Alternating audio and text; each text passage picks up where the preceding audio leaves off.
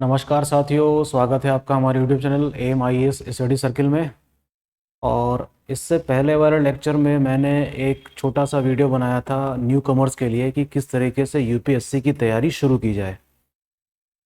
और उससे भी पहले जो लेक्चर्स थे उसमें मैंने हिस्ट्री के दो पार्ट पढ़ाए थे आपको, पार्ट 1 पार्ट 2। आज हम मॉडर्न इंडिया के ही तीसरे पार्ट को आगे बढ़ा रहे हैं, जिसमें हम ब्रिटिश एम्पायर की इकोनॉमिक पॉलिसीज़ को थोड़ा सा डिस्कस करेंगे। तो उसका थोड़ा सा बैकग्राउंड देख लेते हैं। बैकग्राउंड हमने रखा है 1757 से 1764 के बीच का ही। आपको याद होगा कि 1757 में प्लासी का युद्ध हुआ था और 1764 के बीच में हम देखते हैं कि इसकी बैकग्राउंड की शुरुआत वहाँ से हो जाती है।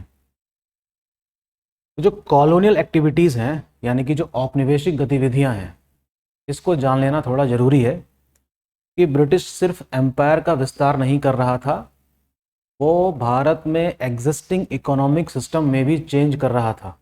यानी कि मुग़ल पीरियड में जो आर्थिक व्यवस्थाएं चल रही थी, एक ख़ास किस्म से आत्मनिर्भर था उस समय भारत कई मामलों में, उसमें उसने चेंज करना शुरू किया। उसी के बारे में हम देखेंगे।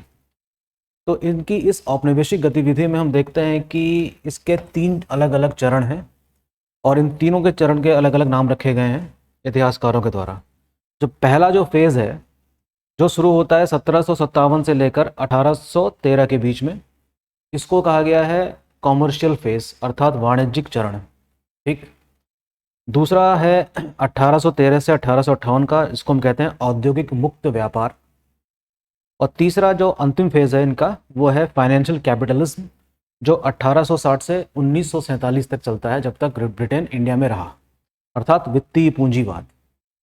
तो हम अब तक तो ये देख ही चुके हैं कि किस तरीके से ब्रिटिश एम्पायर ने इंडिया की सभी पावर्स को हराया और उसी दौरान मुग़ल साम्राज्य का भी पूरी तरीके से पतन हो गया है 1857 तक।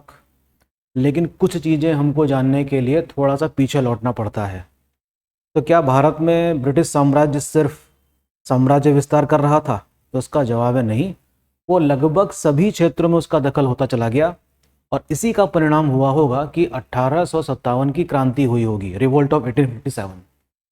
ठीक है। तो इसको पॉज करके आप इन तीनों फेजेस को ज़रा ढंग से देखिएगा और समझने की कोशिश कीजिएगा कि क्यों इम्पॉर्टेंट है। ठीक। आगे देखते हैं, इसका जो फेज़ वाइज देखते हैं। तो पहला फेज़ है, इसमें हम देखेंगे कि ब्रिटिश एम्पायर ने क्या क्या चेंजेस किए। पहले फेज में हम देखते हैं कि ब्रिटिश ने इंडिया की लैंड रेवेन्यू पॉलिसी, अर्थात भू राजस्व नीति में परिवर्तन करने शुरू कर दिए थे। और इसकी शुरुआत मानी जाती है परमानेंट सेटलमेंट्स, यानी कि स्थायी बंदोबस्त, रैयतवाड़ी और महलवाड़ी बंदोबस्त से। ये तीनों लैंड सेटलमेंट इंडिया के अलग अलग हिस्सों पर लागू किए गए और उसका परिणाम ये हुआ कि जो किसानों की जो स्थिति थी वो और भी दयनीय हो जाती है। ठीक। और मुनाफा किसको मिल रहा था? खुद ब्रिटिश साम्राज्य को। तो परमानेंट सेटलमेंट की शुरुआत आपको पता ही होगा कि 1793 से स्टार्ट होती है और इसके जो जनक हैं इंडिया में, वो हैं लॉर्ड कॉर्नवालिस। तो स्थायी बंदोबस्त उस समय के ब्रिटिश साम्राज्य के लगभग 19% क्षेत्र में लागू था। ये भी एग्जाम में कभी कभी क्वेश्चन आ जाता है। स्थायी बंदोबस्त से तात्पर्य यहाँ पर यह है कि एक खास किस्म का वर्ग तैयार किया, जिसको जमींदार वर्ग कहते हैं। इन्होंने किसानों से एक फिक्स अमाउंट ऑफ टैक्स वसूलना शुरू किया, चाहे फसल बर्बाद ही क्यों ना हो जाए, चाहे किसान उस कर को दे पाने की स्थिति में ना हो, उसके बावजूद भी कर बहुत ही बर्बरता पूर्वक वसूला जाता था, है ना। तो हुआ ये कि इसका परिणाम हम देखने को ये मिलता है कि किसानों की स्थिति बहुत ही खराब होती चली गई और बिचौले के रूप में जो जमींदार लोग हैं, इनको काफ़ी मुनाफा होने लगा। और साथ ही साथ इस व्यवस्था से ब्रिटिश साम्राज्य ने अपना एक फिक्स इनकम को सिक्योर कर लिया था। ठीक। तो कुछ हिस्सों में लागू था ये, बंगाल में, उत्तर प्रदेश के वाले इलाकों में, है ना। इसको आप पढ़िएगा और पता लगाने की कोशिश कीजिएगा, ये आपके लिए होमवर्क भी है कि परमानेंट सेटलमेंट इंडिया के किस हिस्से में लागू था। ठीक। और इसके टर्म्स एंड कंडीशंस क्या थी। सपोज कर लीजिए कि जमींदार लोगों ने एक्स अमाउंट ऑफ टैक्स वसूला किसानों से, तो उसका 10वां या 11वां हिस्सा उनको अपने पास रखना होता था और शेष किसको देना होता था? ईस्ट इंडिया कंपनी को।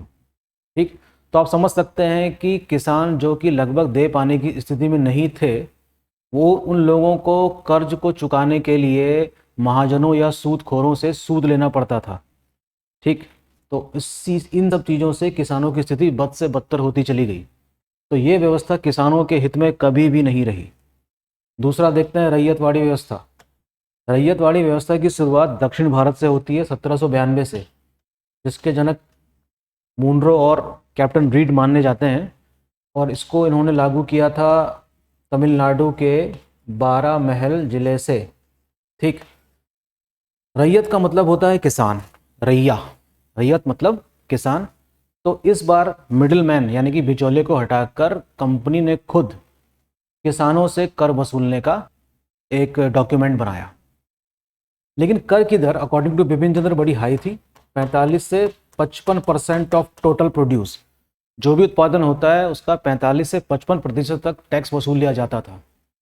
तो ये भी लॉन्ग रन में अगर हम देखें तो किसानों का नुकसान ही हो रहा था इस चीज़ से। ज़मींदार तो नहीं है, लेकिन ज़मींदार की भूमिका खुद कौन निभा रही है? ईस्ट इंडिया कंपनी, एक जायंट ज़मींदार कह सकते हैं आप। तो ये भी किसानों के हित में बिल्कुल भी नहीं रही। इसी प्रकार मेहरवाड़ी सिस्टम भी आप देख सकते हैं, जो कि उत्तर भारत में पंजाब, अवध वाले इलाके में, आगरा वाले इलाके में लागू किया गया। तो इसमें समूचे गांव से ही कर वसूल लिया जाता था। ठीक है, तो ये तीनों व्यवस्थाएं जो थी ये बहुत बुरी तरह विफल हुई और किसानों की स्थिति बद से बदतर हो गई थी। ठीक, तो इसने क्या किया होगा, इसका इम्पैक्ट भी तो होगा कुछ, उसको देख लेते हैं क्या चीज़ रही होगी। वो हुआ ये होगा कि ईस्ट इंडिया कंपनी जो है वो किस प्रकार की फसल उगवा रही है। सबसे पहली बात तो ये जान लेनी जरूरी है कि वो आखिर कौन सी फसल उगवाना चाहती है जिससे उनको फ़ायदा हो, अर्थात कॉमर्शियल क्रॉप, जैसे कि शुगर केन, इंडिगो, तंबाकू, जिसकी मांग यूरोप के बाज़ारों में ज़्यादा थी, वो जबरन उगाया जाता था। खाद्यान्न फसल की कमी हो रही थी, और फिर उसके बाद कई सारे अकाल भी पड़े होंगे। इन सब के दौरान किसानों को सूदखोरों से सूद लेना पड़ता था ताकि ये समय से क्या पे कर सकें, टैक्स। तुम देख सकते हो कि किस प्रकार अंग्रेजों ने भारत की अर्थव्यवस्था को बिल्कुल चौपट कर दिया। किसान को किसानी करने के अलावा या खेती करने के अलावा और कोई चारा था ही नहीं, क्योंकि सब शुरुआत से किसान नहीं थे, ये अलग अलग पेशे में जुड़े हुए थे। लेकिन जब सारे पेशे ही खत्म हो गए तो मजबूरी में सबको कृषि वाला काम ही करना पड़ा होगा, है ना। ये बात समझने जैसी है।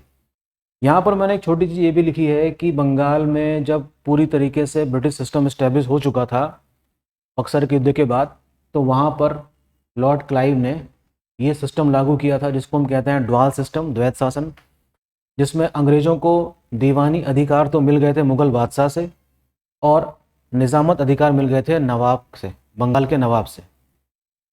तो इस प्रकार से भारतीय एजेंसियों का इस्तेमाल करके वास्तविक बागडोर जो थी वो अंग्रेजों ने अपने पास रखी थी।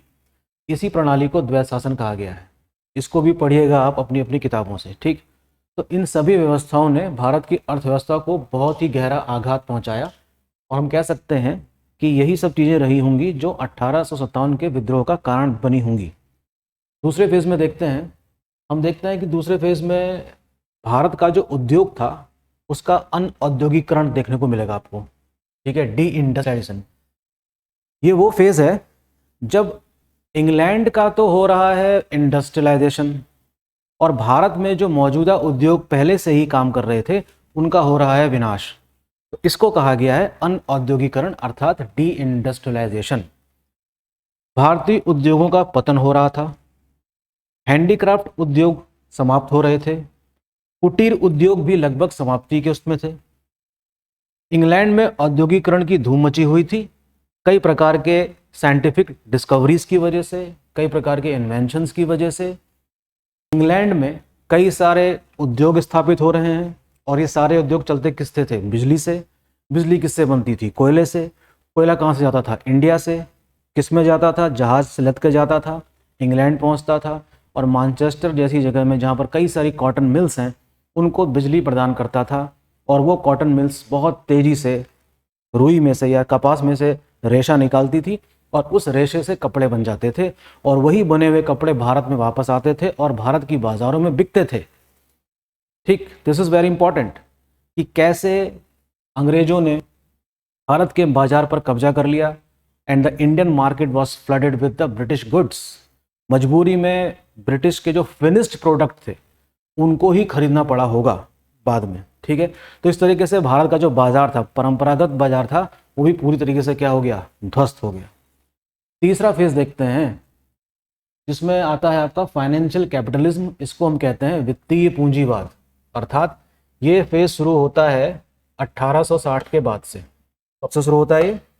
1860 के बाद से और चलेगा लगभग ये भारत की आज़ादी तक, यानी कि 1947 तक।